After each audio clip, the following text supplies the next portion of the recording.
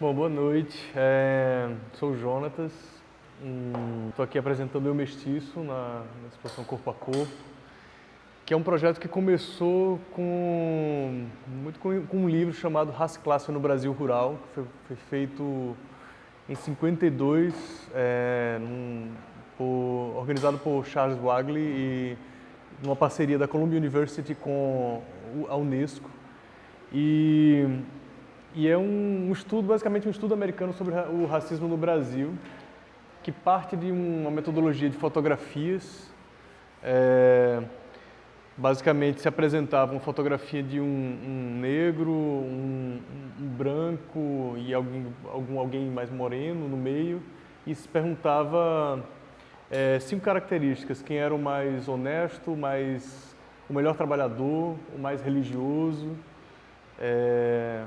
nessa direção. A análise acontece em função dessas respostas, e aí se identificam terminologias, tipos, a maneira com que o racismo se manifesta e tal, mas não se apresentam as imagens que foram usadas nesse processo.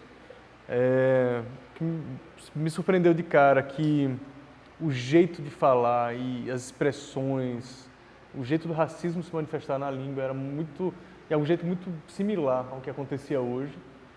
E a ausência das fotografias originais me fez pensar que existia um projeto aí, assim, que de algum jeito fazer fotografias de hoje, juntar com esse texto, um pouco realçando essa sensação de que não existia nada exatamente localizado num passado distante. Era uma coisa que atravessava, que rasgava gerações e tal. E eu comecei a pegar alguns pretextos de viagens, de regiões. Não fotografei em Recife, fotografei no Maranhão, em São Luís, no interior, em Imperatriz, em Ilhéus, na Bahia, e em São Paulo. E abordando pessoas, experimentando situações em estúdio.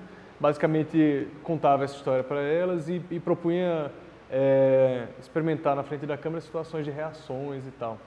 Na época eu vinha já obcecado com um livro de ensino de desenho da década de 70 que era feito com fotografias e experimentava gestos, sempre fotografando em 360 graus, de cima, na altura dos olhos e de baixo para cima.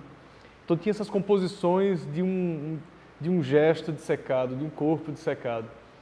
E às vezes também uma artificialidade, né, daquela cena. Que a ideia do livro era, você olhava a fotografia e tentava imitar no rascunho e tal, meio que pré-história e quadrinhos.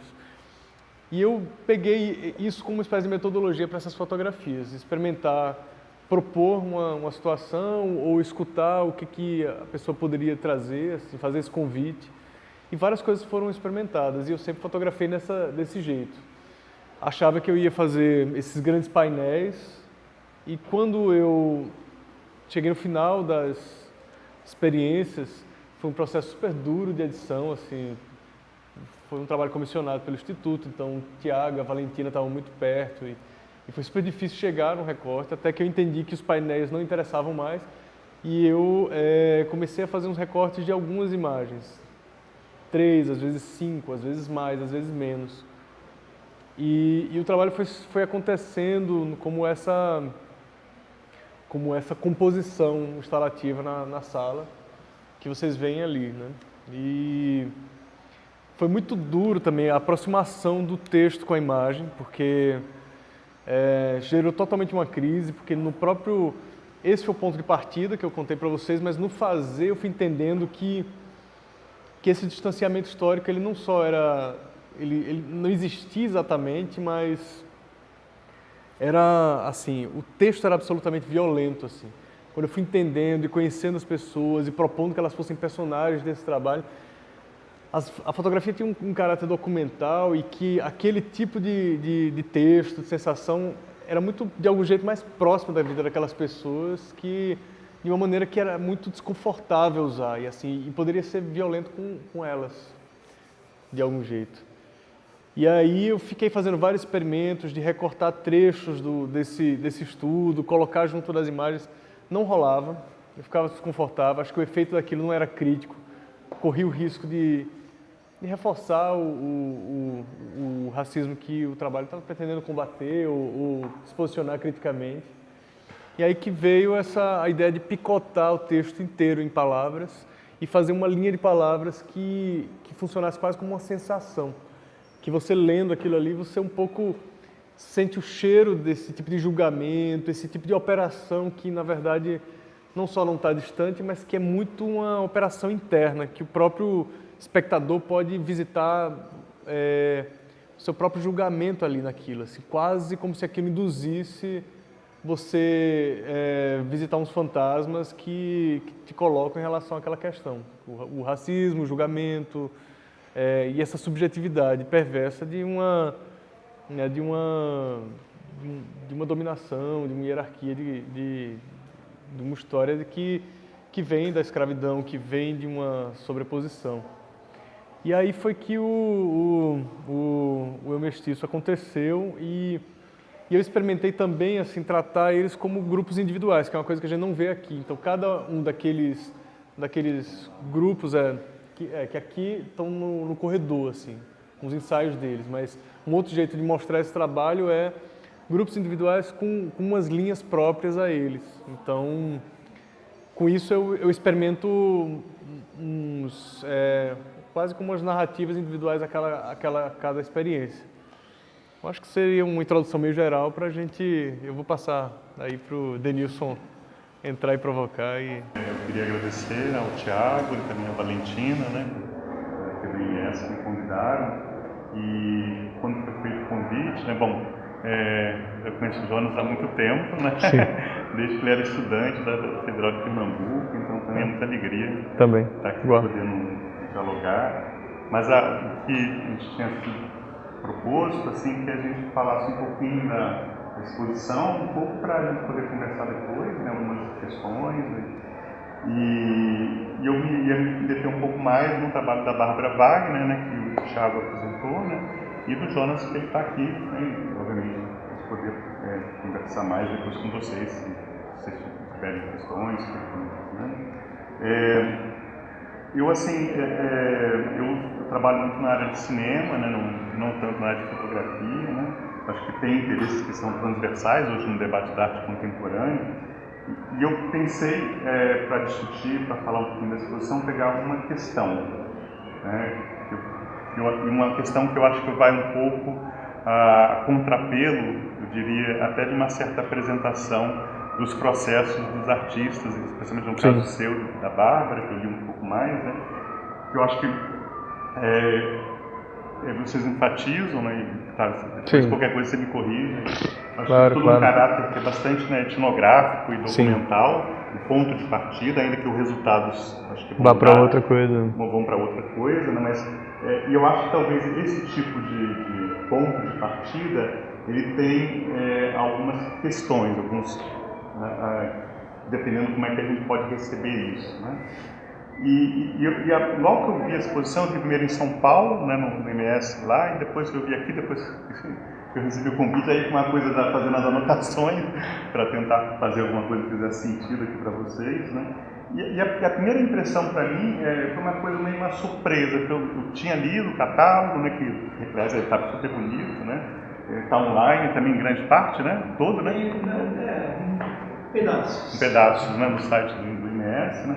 E a primeira questão que me chamou a atenção quando eu estava andando, a gente começa por aqui, né, que é o início, né, é que me parecia que, apesar dessa dicção documental, etnográfica e política, né, os trabalhos, né, obviamente você tem uma recorrência muito grande em relação ao retrato, mas não só, mas sobre a questão do corpo, era muito marcado por uma certa artificialidade.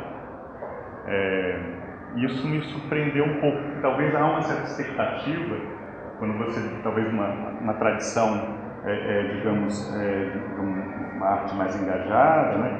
Você talvez... Oi? Eu tenho que trocar?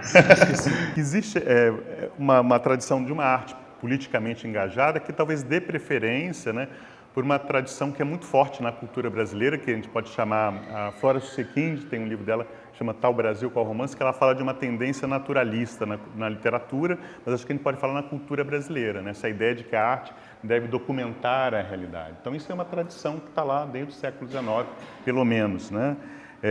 O Rolf Foster, que é esse crítico de arte, né, importante, né, no livro dele Retorno do Real, ele vai falar que a arte contemporânea existe uma tendência neonaturalista. Né? E por neonaturalista, né, ele está interessado em dizer que existe um compromisso ético e estético do artista, né, que deve documentar a realidade, que ele deve ser uma espécie de cronista, né, um fotógrafo da realidade. Né? Então, eu acho que tanto a Flora, tentando identificar essa tradição na cultura brasileira, quanto o Rolf Foster, né, quer dizer, que está interessado em pensar linhagens, né, quer dizer, da arte contemporânea, enfatizo como algo importante esse desejo de documentar, de retratar. Né? Ora, é claro que quando a gente fala assim, por um lado, essa tradição que visa documentar a realidade, e por um outro, uma tendência que eu vou chamar por hora assim, uma estética do artifício, isso não é, obviamente, uma coisa maniqueísta, né? Há muitos diálogos, mas isso mais para assim, tentar pensar em caminhos que são estéticos, mas também que são caminhos éticos também, ou seja, como é que o artista se coloca diante da sociedade, diante do seu tempo, né? Então, por um lado, essa perspectiva naturalista, né, de você realizar um testemunho, de você ser cronista, de você ser um fotógrafo no sentido mais convencional, ou mesmo de você pensar uma tradição que vem do realismo social, em que a experiência individual tem que ser associada a um contexto de uma cultura, de uma sociedade, de um momento. Então, isso tem uma possibilidade. Agora, eu acho, né, quer dizer, novamente, vendo, não sei se todos puderam ver, passar a exposição, essa minha primeira impressão é que, curiosamente, né, quer dizer, haveria uma outra forma de ler aqui, desse corpo, né, que era marcado pelo artifício. E como assim, né?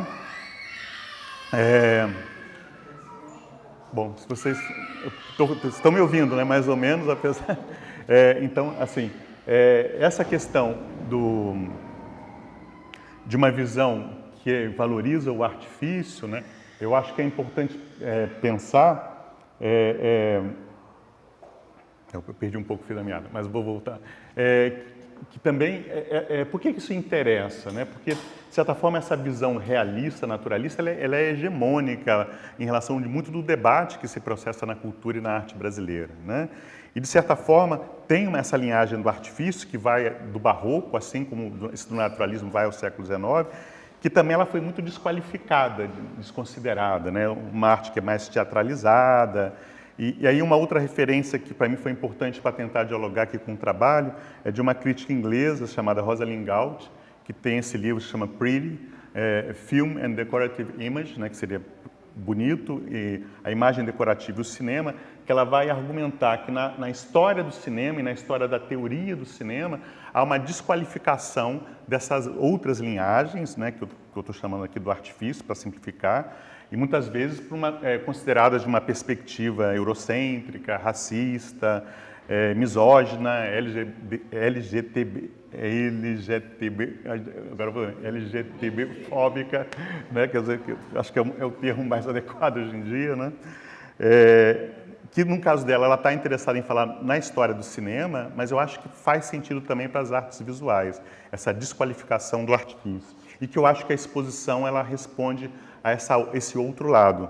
Vamos lá, vamos ver se faz sentido o que eu estou falando, se vocês concordam, discordam, tanto melhor se discordarem. Né? Quer dizer, eu vou começar falando um pouquinho dos outros trabalhos para chegar na Bárbara e por último no Jonatas, né? Enfim, né? Então, assim, se vocês forem pensar no próprio trabalho do Mídia Ninja, né? Que tem ali, né?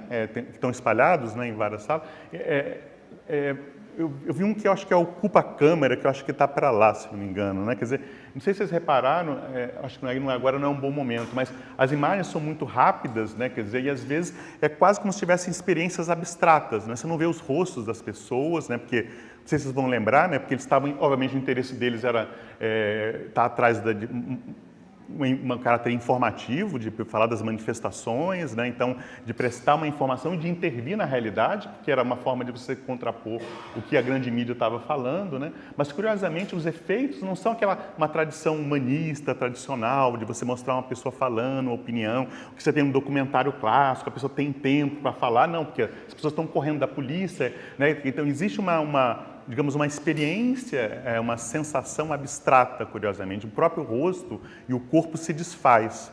Então, isso me soou meio estranho. É claro que a gente tira do contexto da época. Agora, quando eles estão aqui numa galeria, né, a gente não está tão mais interessado, né, em saber o que aconteceu, né, no passado como uma informação. Né? Essa tirada de contexto da internet, do caráter informativo e colocado no espaço da galeria, causa talvez outras experiências. Né? Então, eu não sei nem se isso é proposital, talvez seja até uma coisa que é decorrente do próprio tipo de material que eles tinham, né? Essa abstração, né? Porque o interesse talvez fosse outro. Né? Então, ali já começou a soar uma coisa estranha para mim em relação a uma outra forma que não fosse a questão meramente documental. Eu preparei para ler, mas acho que fica meio chato lendo, eu vou pulando, mas espero que seja mais agradável, mas que seja compreensível de toda forma. Né? Se vocês viram também um coletivo Garapa, que está lá na sala última ali, que é um caderninho, né? Quer dizer, não sei, que é quase um caderno que é uma obra de arte, assim, que está interessado nesse debate muito sério, né, sobre os linchamentos. Né? Vocês repararam ali no caderno, os próprios rostos, né, você tem faixa de cores, você tem interferências, né?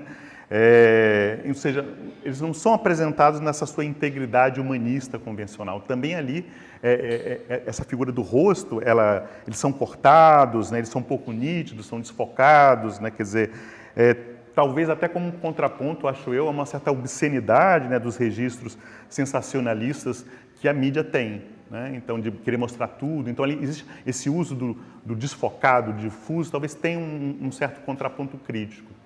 Me parece, é uma impressão. Né? Mas, de qualquer forma, não sei se vocês repararam, se contrapõe a essa ideia de um naturalismo clássico, de um realismo clássico, me parece. Né?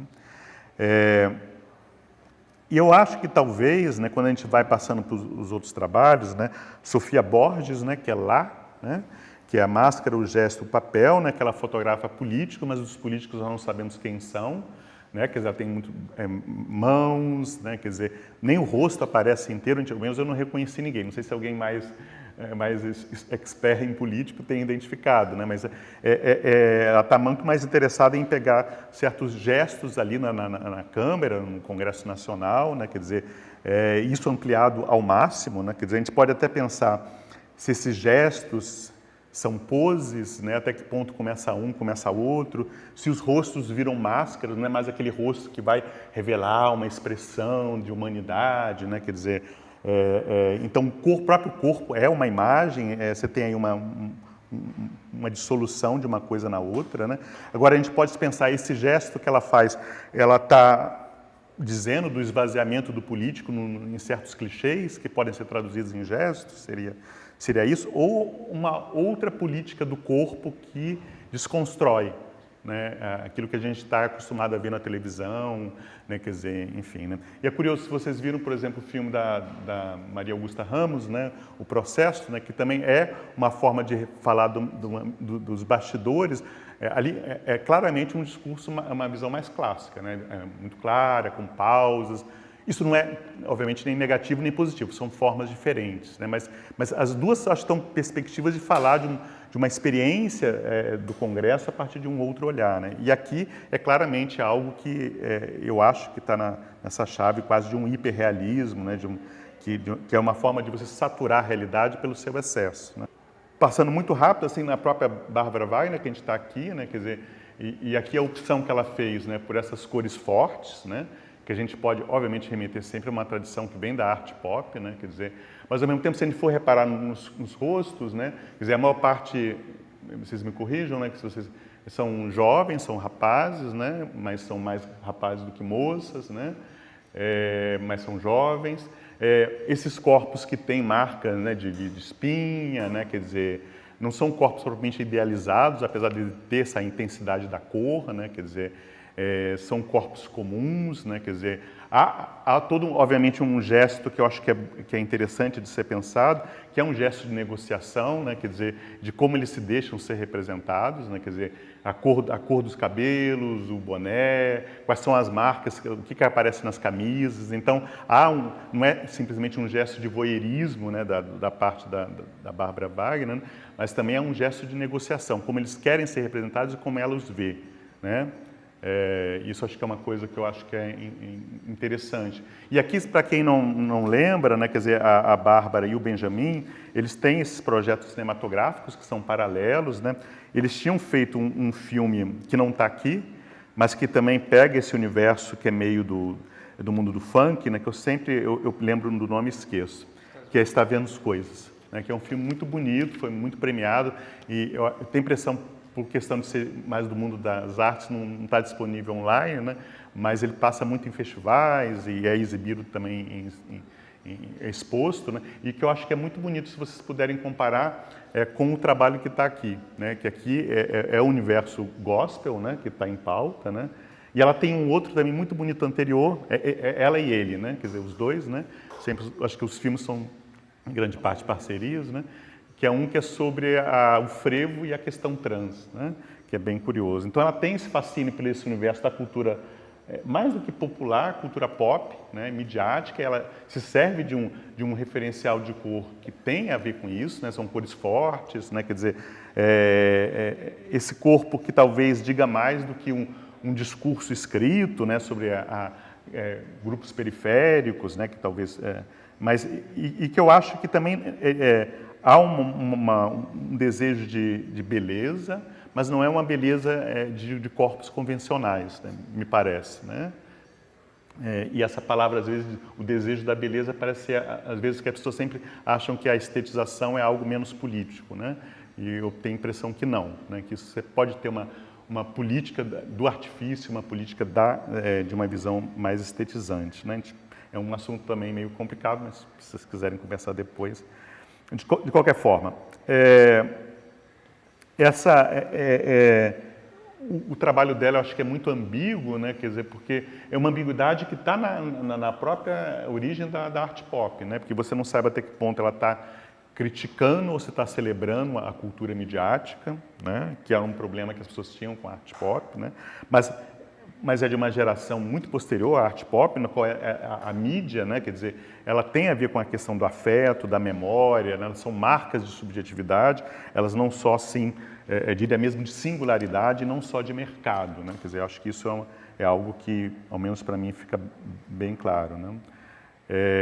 Bom, passando para o filme dela e do Benjamin, de Burca, né, eu acho que aí o assunto fica ainda mais delicado, porque está lidando com a experiência, que a gente chama vulgarmente, né, da experiência evangélica, né, das igrejas pentecostais e neopentecostais, né, quer dizer, tem a irmã aqui que fez um texto muito bonito, assim, bem detalhado sobre o filme para a Cinética. Eu acho que não teria condições de fazer isso aqui, né, mas o que eu queria chamar, dentro dessa argumentação de que a exposição ela tem uma presença de uma estética do artifício, né? Se vocês viram um filme que está ali naquela sala, né? Mas é dito que é como se fosse uma colagem de videoclipes gospel, mas o filme como inteiro é como se fosse um grande videoclipe, né? Me parece. Né? Não tem diálogo, né? Quer dizer, não tem, né? Não tem propriamente fala, né? Eles apenas, né? Eles cantam, né? Os pastores, ou candidatos a pastores, não sei bem, né? Ou a pastoras, né? Tem hora que sabe se é aula, se é culto, né? Mas, de qualquer forma, é um musical quase, é um videoclipe, né, que está ali, né? E a primeira coisa que me chamou a atenção quando eu vi o filme, ainda lá em São Paulo e depois aqui, né, não sei se para vocês também, é a quantidade de olhos fechados. Né? Eles cantam assim, né? Tem uma coisa de um enlevo, né? Não é só uma questão talvez de concentração por canto, né? É uma coisa muito séria, né, que é o que está ali em pauta. Isso vale tanto quando o pastor prega, né? Mas não parece que ele vai pregar, né? Mas na música, não está cantando para o rádio, nem teria público para ver, né? E tem uma coisa ali que eu acho que é de uma intensidade e de um excesso, né? Que eu acho que é importante. Esse excesso que é pela voz, que é pela expressão, não é um trabalho que tem temor do sentimentalismo, que é que talvez para um certo discurso político mais assim contido, mais austero, deveria ser desconstruído, né? Quer dizer, eu acho que não é ali. E de fato é uma coisa que várias pessoas identificaram, parece que foi o problema que teve em Recife, não sei se você estava também, né? Quer dizer, parece que várias pessoas vaiaram o filme lá, né? Quer dizer, e até que ponto esse tema da religião é um tema muito sensível, ainda mais da experiência da religião, das religiões pentecostais, evangélicas. E novamente, como aqui dentro dessa sala, né? Quer dizer, a gente sabe, ela está fazendo propaganda das igrejas, ou ela está criticando, ou é algo para além disso. Eu acho que ela tem essa ambiguidade mas ao mesmo tempo ela tem uma certa adesão na sensibilidade dessas pessoas, que eu acho que às vezes há um certo de crítica que é muito fácil você querer ridicularizar, né? Quer dizer, e se vocês repararam ali, se aqui os rostos, né, quer dizer, tem essa dimensão do artificial, lá a própria natureza é artificial, né? A natureza é um grande cenário, né? Que ela, no final, que literalmente, né, a terra treme, né? Quer dizer, quer dizer, a própria natureza não é para parecer natural, não é como numa tradição documental, é para parecer como um cenário, né? Então, acho que isso também é um dado que dialoga com o que ela está fazendo aqui e amplia, né, quer dizer, essas possibilidades dentro dessa argumentação que eu estou fazendo, né, de uma estética do artifício. E o que interessa lá não é falar apesar das pessoas serem comuns, como aqui, né, o que interessa é o incomum.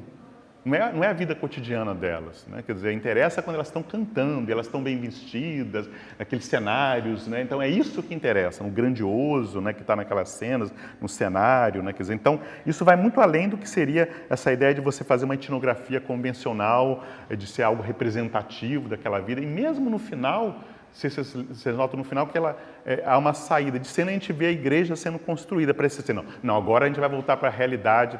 Não é isso, eu acho que não é propriamente isso, como se estivesse desqualificando o que foi visto, né? Eu acho que ali tem uma coisa que eu acho que é interessante, né? Dessa oscilação entre o que é culto, o que é aula, o que é cotidiano, o que é espetacular, que se misturam, né? Por fim...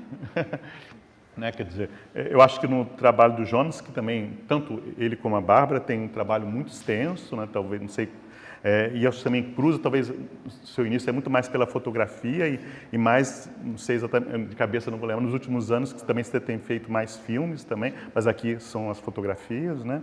E também eu acho que tem esse recurso que ele faz aqui, que ele contou para a gente, né, do vínculo com esse livro, né?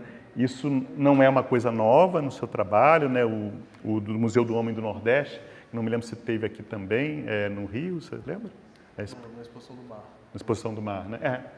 E que aí o vínculo também de você resgatar um outro livro, né, Gilberto Freire. Então, é uma coisa que está um pouco no seu interesse, né? Esse rever o passado a partir de inquietações do presente, né?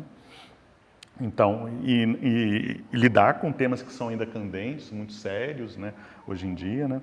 Mas mesmo assim, né, quer dizer, e talvez, se vocês viram, por exemplo, o Peixe, que é um filme que tem circulado muito, também há ali toda uma discussão onde é performance, onde é o etnográfico, né? Quer dizer, as pessoas, para quem não viu, acho que não é spoiler, né? Porque logo no início, né? Quer dizer, que tem uns pescadores que ficam acariciando o peixe, que é aquela coisa, você não sabe, meio perversa, né? Que o peixe está se estrebuchando, morrendo, e os pescadores acariciando, e tem uma coisa muito sensual nos pescadores, na relação dos pescadores com o peixe. Não sabe, bom, o que é isso exatamente? É um ritual que existe, foi feito para a câmera. Então, já tem uma associação entre performance e documental lá. E que eu acho que aqui, né, na parte do Jonas que está ali, né, na última sala, né, já chama atenção pelo próprio material que ele usa, né? Quer dizer, não sei se vocês repararam, né? Quer dizer, parece aqueles... Eu me lembrei desses pôsteres de filmes de blockbusters de heróis, né? Para fazer propaganda, né? Liga dos Heróis, essas coisas da Marvel, não sei o quê. Você bota aquelas coisas meio tridimensionais, né? Lembra um pouco. Só que quando a gente vai no blockbuster, são os heróis, enfim, norte-americanos. Ali, de fato, são pessoas comuns, né, que a gente não reconhece, não tem nomes, né, quer dizer, as frases que a gente vê, né, quer dizer, pelo que você fala, são palavras tiradas do livro, mas totalmente descontextualizadas, e que eu acho que aqui no seu trabalho como da Bárbara, eu acho que o corpo fala mais forte do que um discurso explicativo, E eu acho que isso é um ganho nos dois trabalhos, né, para lidar com esses temas meio difíceis, né? Mas, de qualquer forma, não sei se vocês repararam também que se você se aproxima um pouco das imagens, você vê que tem um certo pontilhismo, né? Quer dizer, o próprio corpo ele aparece no seu artifício, né? Apesar de a opção de cor é diferente, né? Quer dizer, porque lá é muito mais um tom assim sépia, marrom claro, né? Quer dizer, mas tanto lá como aqui, eu acho que essa experiência documental ela não se dá, mas a partir de formas diferentes. Se aqui a gente tem essa questão da coleção de rostos, né, quer dizer, formando um grande painel, né, lá é muito mais a ideia de série em relação a uma mesma pessoa, né? Então, eu acho que você falou, acho que não são todos, né? Alguns você vê claramente que são 180 graus, né, várias posições, outros são quase 360, das duas moças, né, quer dizer, enfim, são procedimentos diferentes, né, mas que criam também essa ideia de esse limiar. Onde que está?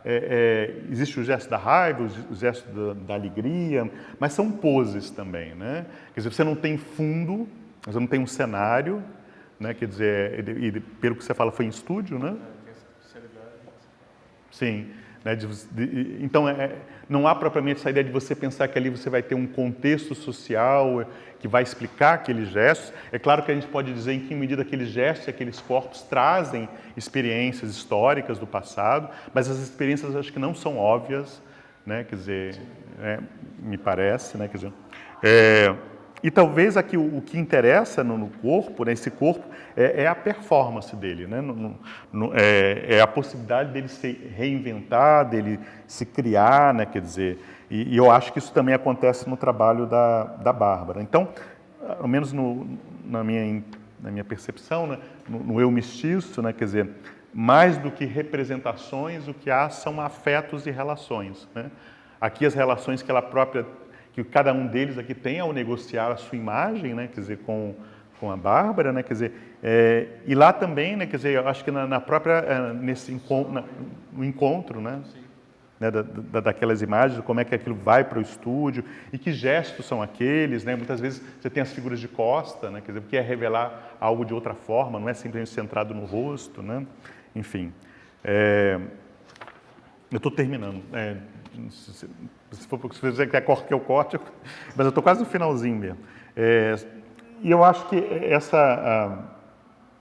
essa questão desses outros corpos, né, quer dizer, que são encenados, também vai para o próprio título, né, do trabalho, que é um título que a gente sabe complicado hoje em dia, né, eu mestiço, né, e eu acho que isso também está no trabalho da Bárbara, né, que são corpos mestiços, quando talvez hoje há toda uma afirmação bastante justa, né, quer dizer, em relação a uma negritude, né, e a palavra mestiço ela é meio complicada, porque ela pareceria que estaria apagando certos debates, mas eu tenho a impressão que não, né, quer dizer, porque esses corpos mestiços, ou se vocês quiserem híbridos, né, quer dizer, que tanto aqui no trabalho da Bárbara quanto no Jonas eles não apagam, né, quer dizer, um passado de opressão, essas histórias, não há um apagamento das identidades. Acho que há a partir de um outro lugar, né, que isso se dá. A gente pode até falar isso depois. O Jonas falou muito da origem do livro, né, Race and Class em Rural Brasil, né, raça e classe, né, no Brasil rural. E eu acho que tem uma fala que ele usa numa entrevista que eu acho muito bonita. Para quem quiser também um diálogo específico com esse livro, né, na Zoom, né, que o Thiago edita e também está online, um texto muito bonito da Lilia Moritz-Schwartz, que é professora da USP, que é antropóloga, historiadora. Ela faz uma comparação bastante rigorosa, né, quer dizer, entre o livro que inspirou ele e a leitura, né, como antropóloga, como historiadora. Não é a minha especialidade, não é o meu caso aqui. Mas eu acho que tem uma frase que o Jonas usa, que eu queria ler, que eu acho muito bonita, assim, para tentar dialogar de uma outra perspectiva que não é a da Lilia, né? Ele diz assim, né? O estudo faz uso de fotografias, está falando do livro, né, o original, em sua metodologia de pesquisa, apresentando aos participantes fotografias de negros, brancos e mestiços e convidando a opinarem segundo 6 atributos. Isso é do livro lá de 1952, né? Riqueza, beleza, inteligência, religiosidade, honestidade e aptidão para o trabalho. as respostas são levadas em consideração pelo estudo, que passa a estabelecer tipologias raciais. Olha, me parece que tudo que é feito aqui não é uma tipologia mais, né? É uma negação dessas tipologias, né? Para estabelecer tipologias raciais, a identificar recorrentes manifestações racistas e seus critérios, bem como buscar, isso falando lá do passado, né? Bem como buscar possíveis genes estruturais para o racismo brasileiro. O estudo publicado não inclui, desculpa, isso não é do Jonas, está sobre o trabalho, né? O estudo publicado não inclui as fotografias utilizadas no processo de pesquisa e manifesta inclinação e fascínio com o mito do Brasil como bastião da democracia racial. Há um histórico também, que a Lília fala, né, quer dizer, que são os usos das fotos do Pierre Verger, que foram feitas no projeto, só que o próprio livro tira, né, as legendas do Pierre Verger e dá outras, nesse sentido de trabalhar a ideia de classificação, de tipificação, e de certa forma acho que o Jonas faz, né, sei lá, 60 anos depois, né, quer dizer, quebrar essa tipologia, quebrar esse desejo de classificação, né, quer dizer, botar isso em curto-circuito, né, quer dizer, a partir desses gestos, né, e fornecer outras imagens que não como fosse uma resposta outra em relação àquela tentativa lá do passado. E aí é a fala que eu queria ler sua, de uma entrevista, que você diz assim: é o corpo que guarda memórias ancestrais de repressão de um povo, de uma cultura, mas é também ele que carrega a chance de transcender e liberar essa carga em exercício pleno de liberdade. Então, eu acho que essa experiência da liberdade, que eu acho que aparece muito naqueles corpos, né? Quer dizer, sejam gritando, seja sorrindo, sejam descansando, são todos momentos de pausa e de suspensão daqueles corpos, né? Apesar de ter essas situações associadas ao mundo do trabalho, né? Há um rapaz carregando, né? Há uma outra também, qual é? Tem uma outra que eu acho que é também... A da foice. Quer dizer, para mim, acho que não é tanto a intenção de documentar uma atividade de trabalho.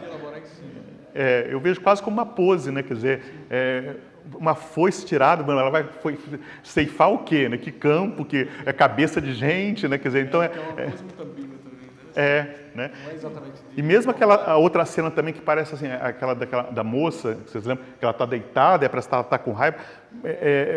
Mas com quem que ela está brigando exatamente? Então, o fato de você tirar esse contexto social, econômico, acho que coloca mais em ênfase os afetos, as sensações e os gestos, né?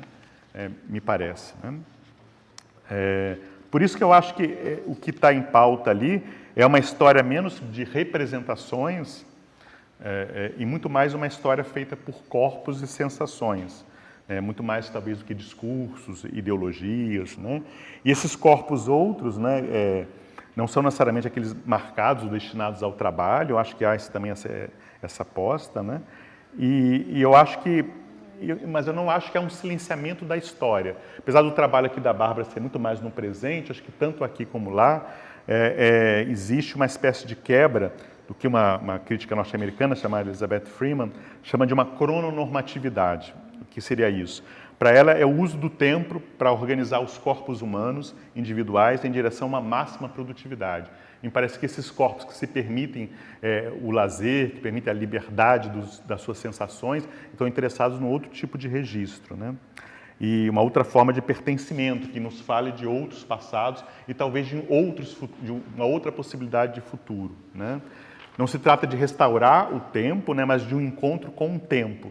Ela usa essa expressão, um outro termo dela, que chama uma erotohistoriografia, que encontra o passado no presente e usa o corpo como instrumento para efetivar, figurar ou encenar esse encontro, que está na própria experiência do Jonas com os fotografados, essas pessoas, né? Então, esses corpos, nas suas ambiguidades, elas podem dizer mais do que os discursos sociológicos, antropológicos e políticos. Eles podem criar outras cenas, outras imagens, e não apenas representar o que já sabemos. Os corpos, eles falam de impasses, de indistinções, de sensações e afetos, para além de uma história de opressões e violências. E as categorias como classe, raça e gênero, se elas fazem algum sentido, e eu acho que fazem ainda muito sentido, elas interessam como experiências de vida, né, de corpos singulares, e não categorias restritivas e determinantes, né? Me parece que isso aparece com muita ênfase tanto no trabalho do Jonas quanto da Bárbara.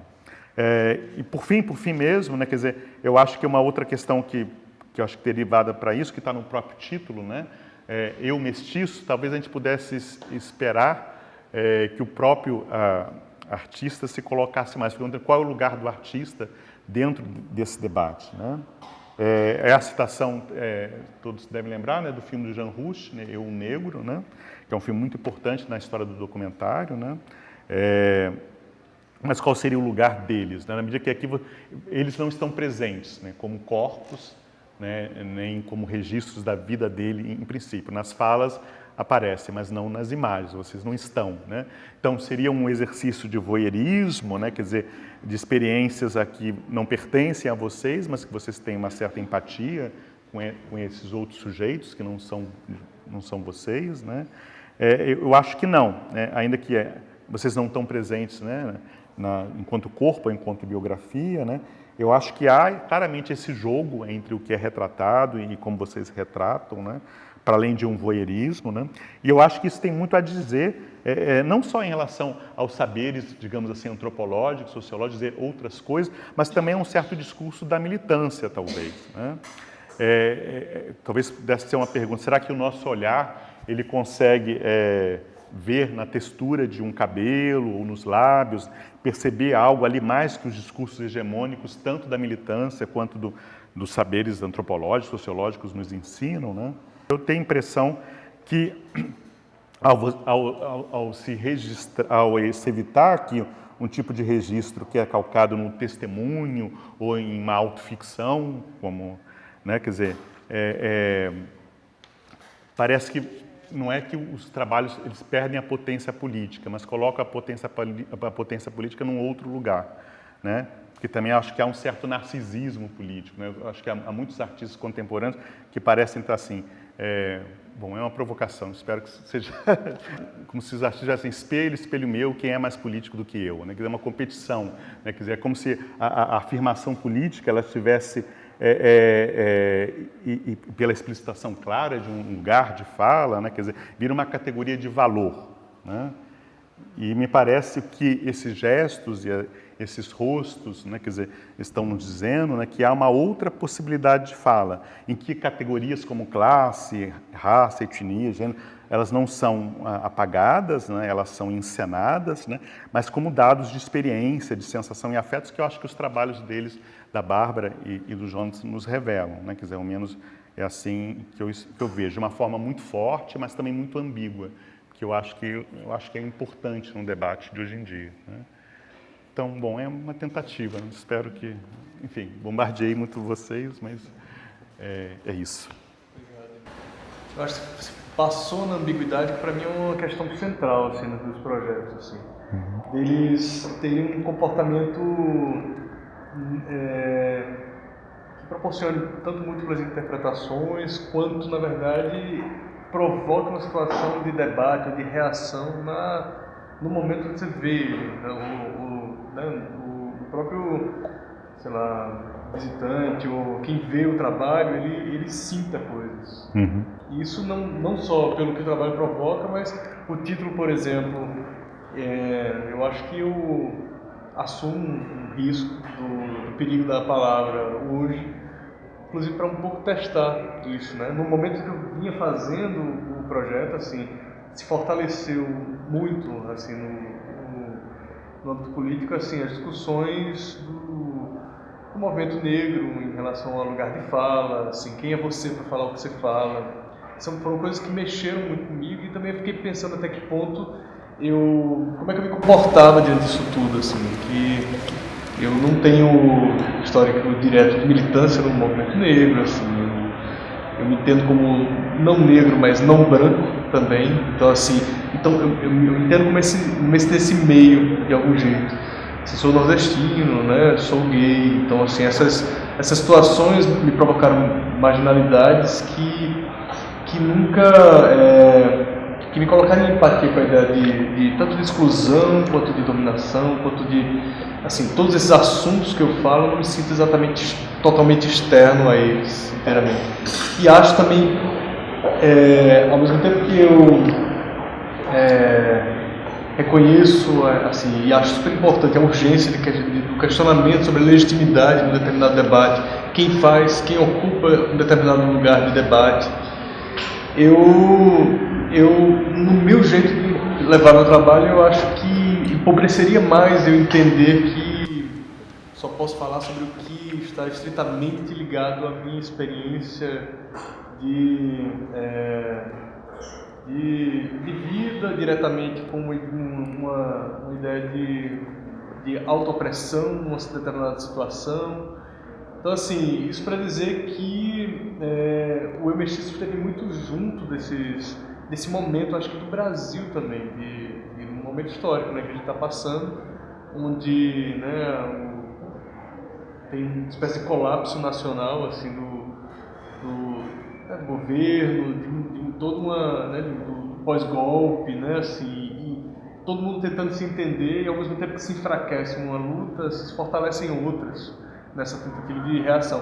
O trabalho ele nasceu no meio desse caldeirão mesmo, né? Assim, é porque aqui a gente está vendo aqui, mas em São Paulo foi setembro, né? Ano passado. Setembro do ano passado, sim. E aí pegou o ano passado todo eu fazendo o trabalho. Porque eu tinha esse livro, né? Assim, interesse em trabalhar com ele já há um tempo, mas eu começo no início do ano. E aí foi o forno, né, nacional meio que aqueceu, superaqueceu e o trabalho estava junto. Então, muitas vezes, assim, as discussões com a curadoria foi meio... eu acho que foram respondendo a essas sensações que eu ia tomando consciência no próprio fazer, né? E no próprio sentir com as antenas, o que estava acontecendo nacionalmente.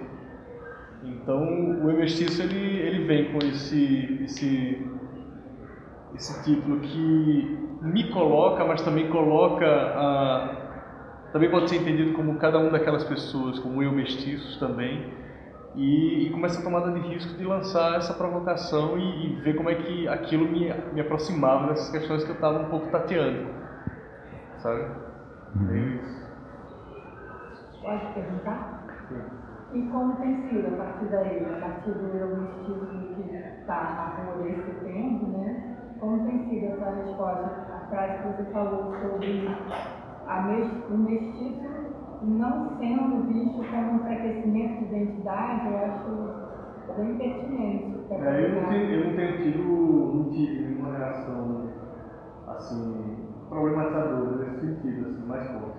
Antes do fechamento do projeto, eu também assim, consultei com amigos, quanto os militantes diretamente do movimento negro. Assim. Então, tomei alguns cuidados um pouco para ter... Uma vez que o trabalho está no mundo, a gente pode lançar táticas de provocação, mas estou ciente que se ele de fato ofende, se o trabalho for ofensivo, se é um risco irreparável. Né?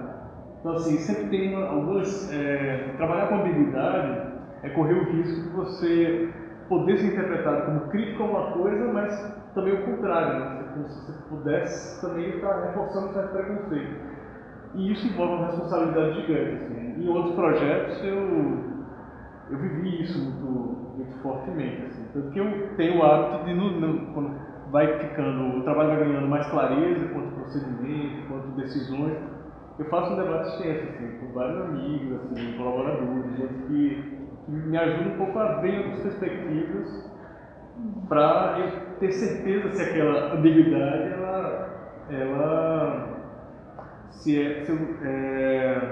quais são os riscos mais ou menos dela, se aquilo de fato me interessa ou não, assim, e aí eu recuo. Até no Museu do Nordeste, que é essa série mais extensa que eu andei fazendo, assim, eu chamo isso do Departamento de Ética e Culpabilidade do Museu do Nordeste, que é sempre é o risco de você fazer o que você faz com tanta ambiguidade e com um certo teor de provocação. E aí isso leva muito pensamento, muita paranoia, muito requestionar. Nesse trabalho específico eu não tive nenhuma reação negativa, mas eu sempre tive com muito cuidado, tanto no fechamento, nas decisões, quando em um determinado momento que eu fui consultar os próprios fotografados, no caso da mulher caindo, que a gente partiu dessa ideia de como se ela estivesse caindo. Depois que eu fiz as fotografias, eu fiquei muito receioso daquilo ser lido como uma violência sexual, uma violência doméstica. E aí vem essa grande questão, assim, eu posso falar sobre isso? Isso me cabe? ela estava ciente, como é que é essa imagem para aquela mulher, aí escrevi para ela, liguei para ela, e ela disse, não, estou tranquila. Ela que estava em São Paulo, que você fala que tem 2 das fotografadas que estavam em São Paulo no debate, né? Que eu vi o clipe, achei que você menciona 2 pessoas? Não era ela não. Não era não? Não era não, ela é de Ilhéus, eu liguei, mandei as fotos fechadas. Então, assim, situações tipo essa, sabe? Ao mesmo tempo, toda essa dúvida, e é também o poder daquela imagem. Porque, na verdade, assim, a mulher negra é uma das maiores vítimas da violência, né, doméstica, da violência sexual.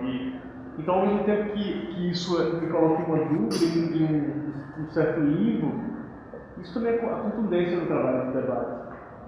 Então, assim, é muito, muito delicado. Então, eu tentei fazer desse jeito. Quando eu reconheci isso, eu consultava, eu debatia e decidi, né, assim, junto, né, com a curadoria também disse, não, vamos manter. Sabendo que isso são riscos que eu tomo pessoais como artista, porque eu tenho responsabilidade sobre aquela autoria, né? É um lugar do não conforto, né? E aí é isso, assim. E aí, esse trabalho ele vai para uma coisa um pouco documental. Eu sempre trabalho muito na ficção e documental, isso me interessa um monte. Cada vez que borra mais interessante fica. Cada vez que abre para mais possibilidades, isso causa efeitos muito interessantes de retorno para mim. Esse trabalho tem um caráter um pouco documental e mais carregadamente político no momento que ele nasce. O que é um pouco desgastante não estar tão certo. O próprio peixe mesmo corre uma série de riscos, assim, do ponto de vista do sofrimento dos animais, né, a coisa também do... Mas naquele momento eu também achava que o filme, na verdade, ele evidenciava essa contradição, que é a sobreposição, né, da raça humana, da natureza, que explora aquilo que não vai ser amanhã, representado por aquela singela imagem dessa comunidade de pescadores que abraçam os peixes na hora de pescar, que isso casando com uma ideia romântica de quem mora nas cidades e vive toda essa crise da falta de recursos e a crise da exploração dos recursos.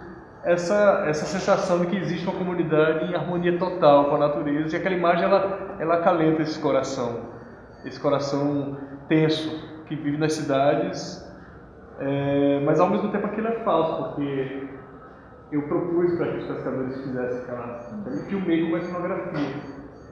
Então, assim, ali tinha esses riscos, essas provocações, que eu também banquei, assim, e que tive um cuidado, tipo, ali não existia ensaio, o único take que era filmado do peixe, né, do peixe pescado ali, abraçado, é o take que vai para o filme. E assim, o filme ele traz a imagem, mas de um sofrimento tal qual já é, assim, o pescador pesca e aquela reação acontece no barco. O que eu propus é que o pescador lidasse com aquilo que ele, na verdade, não lida, porque ele joga, automatiza ali. Mas são muitas dimensões, né? Assim, você está propondo uma coisa para um grupo de pessoas, tem a dimensão pessoal daquelas pessoas, você tem aquilo enquanto signo, né? Aquilo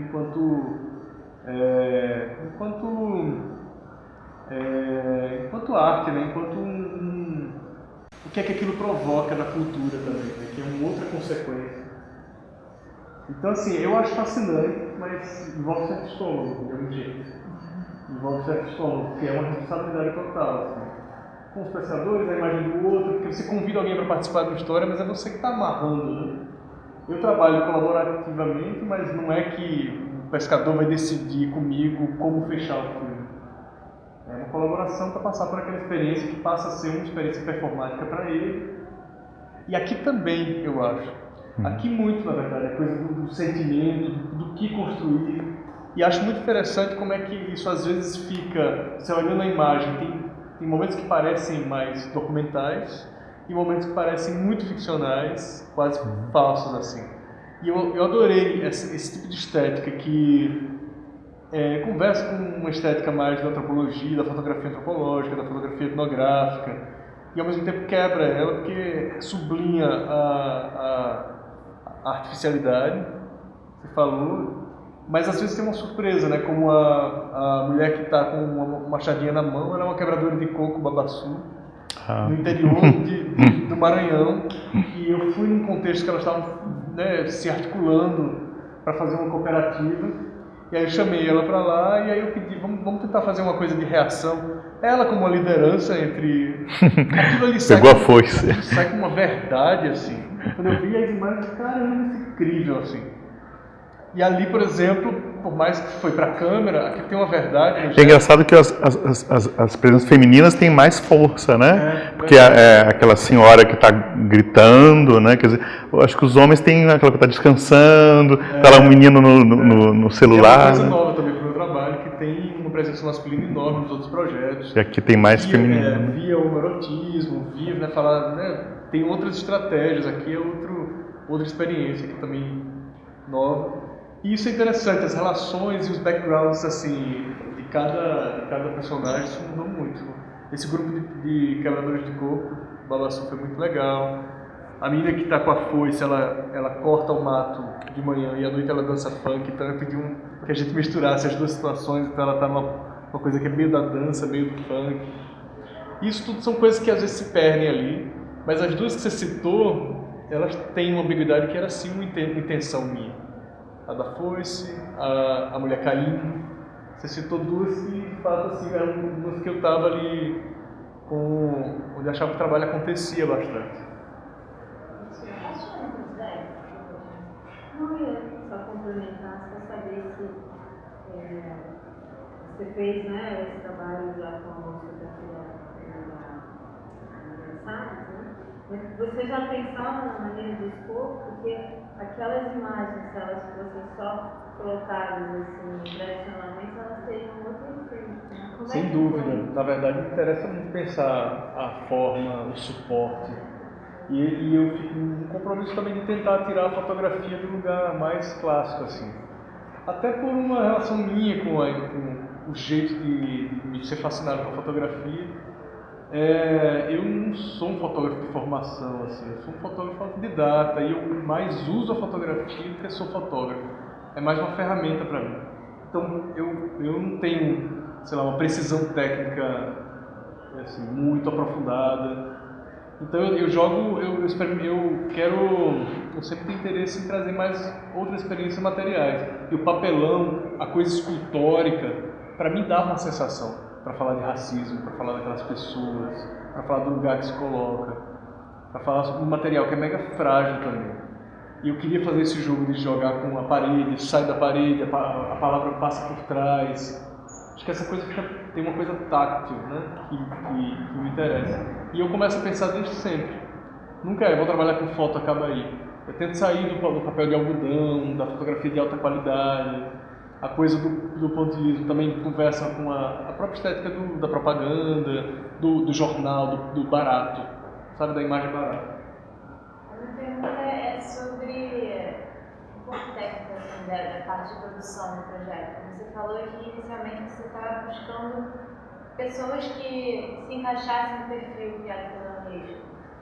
Mas aí depois isso meio que caiu, porque a história toda... Não, na verdade eu nunca tentei acompanhar possíveis tipologias, porque as tipologias do perfil da Unesco eram tipologias raciais e racistas, né? Então na verdade isso não. Isso eu fui abordando pessoas na rua que eu ia encontrando. É por isso que eu te perguntava, se a primeira pergunta seria se tinha uma relação direta com essa pesquisa, e a segunda, por que você escolheu esses lugares, tipo Maranhão, Bahia e São Paulo, se o Brasil é um país tão... Eu tive que fazer escolhas, e assim, a Bahia é uma intenção, assim, o projeto teve o projeto do livro, né, da pesquisa de 52, passou pelo Recôncavo Baiano e eu queria começar por lá. Depois de uma contingência de viagens, assim, um amigo fazendo um trabalho com esse grupo de quebradeiras de coco, Babaçu, no interior, e eu achava que era uma oportunidade excelente, assim, de ter uma proximidade com um grupo que eu não teria seria muito mais difícil se eu fosse sozinho, de um contexto que me interessava. Então eu fui muito acompanhando um pouco uma agenda que eu tinha no ano, assim. Eu cumpri essa vontade de fazer, de revisitar uma região que tinha a ver com a pesquisa de 52, e depois tentei fazer em vários lugares. É um dos primeiros trabalhos meus que não faço em Recife, assim, que é um lugar que eu sempre produzo, fotografo.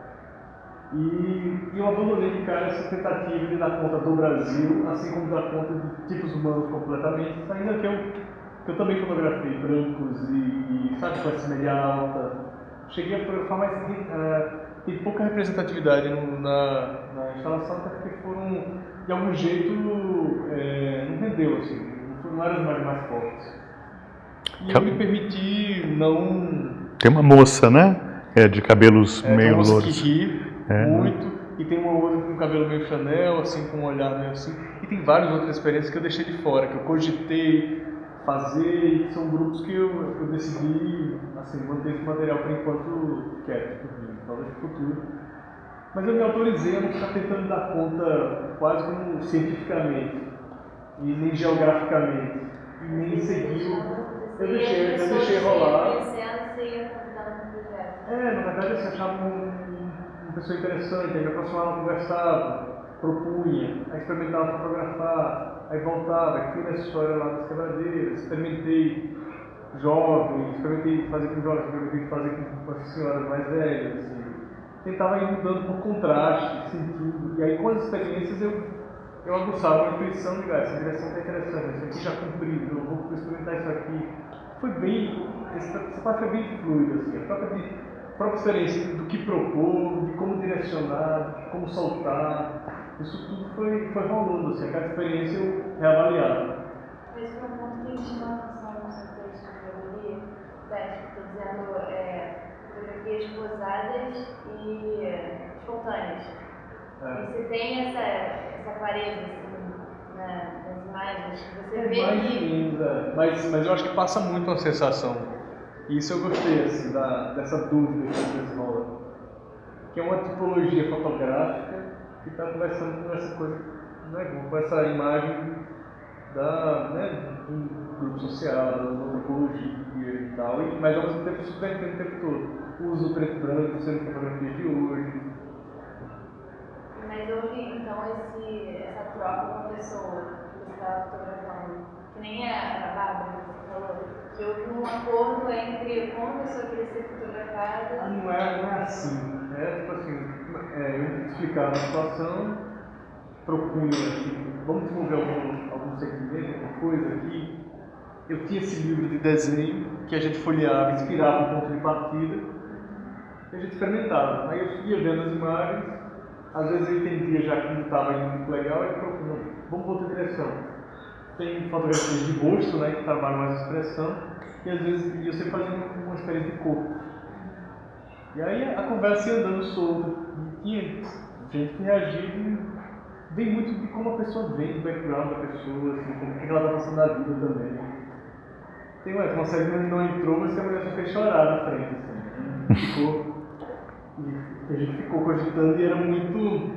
foi muito verdadeiro, na verdade. Ela ficou completamente deprimida e ela disse, eu não consigo sorrir. Eu digo, eita, aí ficou meio desse jeito. Desculpa, eu faço muito perguntas. E diante dessa experiência, você estipulava limites para, seguir um padrão ou saber lidar com certos tipos de dinâmicas com as pessoas, porque as pessoas são diferentes. Então, assim, para você conseguir fechar o último tempo, Era um bom senso também. Se tivesse muito incrível, a pessoa tivesse com energia para seguir, ou se eu achava que estava muito bom, eu às vezes estimulava, vou mais um pouco. Mas isso depende muito, assim, isso é muito... não era rígido nesse sentido. Assim. O que era rígido era que eu me propus a fotografar sempre nessas três perspectivas. De cima para baixo, no alto dos olhos, de baixo para cima e dando uma volta. Isso é problema. Então, fazia com que cada sessão tivesse correndo uma hora. E fácil 2 horas, cada um. Fácil. Então eu terminava cada ponto exausto, assim, molhado de suor, ficava só buscando desse cara, só não sei o que, sei lá, vira, não sei o que, conversa, mas tinha essa coisa bem catártica, sabe? porque também mexia com o meu corpo no processo. Então foi uma coisa meio de dar muita energia também para fazer. A gente tem um discurso muito recorrente, né, de homogeneizar, né, quer dizer, essas experiências das religiões pentecostais e neopentecostais, quando não é um discurso hegemônico, né, não é um discurso, quer dizer, não é propriamente a minha área de trabalho, assim, mas as pessoas falam muito, é muito diferente das pessoas de terceira geração, os meninos evangélicos que estão entrando dentro da universidade. Então, eu acho que é um diálogo politicamente super importante, não é o que, né? Mais de 20% da população brasileira, né, atualmente, né? Então, se você taxar ali como o discurso conservador, moralista, eu acho que é perigoso politicamente e inverdadeiro, e também eu acho que é aí que eu acho que a arte tem um papel interessante de lidar, né, com essas ambiguidades, né? Por isso que eu acho que ali o fato de você não ter, vou falar aqui do que é a experiência religiosa, um discurso, você vê as pessoas no seu momento de maior encantamento, né, que é diante da experiência religiosa. Que a pessoa pode não ser, pode ser ateia, pode ter outra religião, mas é o momento do encanto, né? Eu acho que isso talvez, quer dizer, você vê uma pessoa encantada com aquilo que está fazendo, né? Oi? Oi? Ah, sim, ó. Não, e aqui no caso é mais excepcional, né? Sim, né? Que seria mundos muito mais diferentes, né? Que é o mundo do funk, né? Quer dizer, que é muito mais assim, inclusive o discurso tem uma experiência muito mais sexualizada, né? Profana, né? Quer dizer, esses encontros meio... Tinha um outro que eu tinha visto no catálogo, não sei se está aqui. Bom, aqui também, né? Ui, ai meu Deus, desculpe. Estou conectado. Vou ter que andar. Isso aqui, né, também, né? Quer dizer, como é que... o dinheiro. Tem um que está no catálogo e não está aqui, que eu não sei se é menino ou menina, ou é não binário, que é uma coisa meio LGBT também, assim, né? Está ali? É brisa, né? Bom, não deu para identificar. Né? Então tem muitas coisas aí, porque tem todo um certo discurso de massa. Aí entra na questão de gênero, né? Mas eu acho que ali, forte também no caso ali, eu acho que é o grande embate com a questão evangélica, né? Porque para muitas pessoas é uma questão de reação profunda, né? É o conservadorismo, é o moralismo, isso não me diz respeito, não me interessa, deve ser combatido. Mas essas pessoas estão aí, né? São nossos alunos, são nossos amigos, trabalham com a gente, pode até não falar, né? E eu acho que o diálogo é que a gente está precisando, né? E eu acho que ali ela e o Benjamin, acho que tiveram esse gesto também arriscado, né? Como foi lá na recepção em Recife, que o filme foi vaiado, né? Assim, mas eu tenho a impressão que é um desejo de você lidar. Tem vários cineastas hoje em dia que estão fazendo filmes com personagens, né? Tem um documentário que saiu agora sobre um pastor, né, com a ditadura, mas eu acho que é um grande desafio. Como é que a experiência evangélica ela se potencializa esteticamente, né, hoje em dia, né? Eu acho que é um desafio político, estético, né, que eu acho que o filme tenta lidar, né? O caso do linchamento eu acho que é diferente, porque o linchamento é uma coisa, é difícil, né? É sempre... Por mais que você pode, qual é o discurso, como esses discursos de ódio estão aparecendo, né? E a própria situação do menino que foi aqui no Rio, né? Que foi aprisionado, né? Quer dizer, então isso também há também essa visibilidade desses. Como é que você vai lidar com isso? Sem me dizer que é monstruoso, né? Tá aí, né? Como é que a gente reage com isso, né? Eu acho que ali é muito de falar de um certo impasse, né? Acho que o caso do Benjamin e da Bárbara é muito mais a um certo encantamento, né? Que fala, não, será que eu estou gostando dessa música, né? E o que é aquela coisa posada, né? Não sei, né? Eu acho que muito do debate do artifício, às vezes, passa por uma questão de um cenário, de uma encenação, que não é o caso aqui, né? Mas, por outro lado, né, o que eu acho que talvez, ao menos faz sentido, obviamente todo o retrato é um pacto, né?